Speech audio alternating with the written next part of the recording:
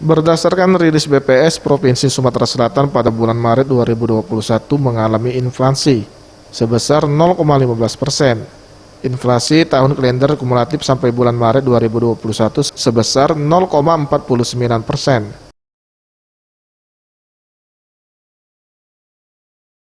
Sementara inflasi tahunan year on year Maret 2021 terhadap Maret 2020 sebesar 1,12%. Kepala BPS Sumsel Endang Triwayuningsi mengatakan, hampir semua kelompok komoditas di Kota Palembang mengalami inflasi, sementara di Kota Lubuk Linggau tercatat mengalami deflasi. Inflasi Sumsel pada Maret 2021 ini cukup tinggi, lantaran adanya kenaikan harga rata-rata pada beberapa komoditas. Selain kenaikan harga bawang merah sebesar 16,19%, kenaikan terjadi pada daging dan telur ayam ras. Tim Liputan Sriwijaya TV.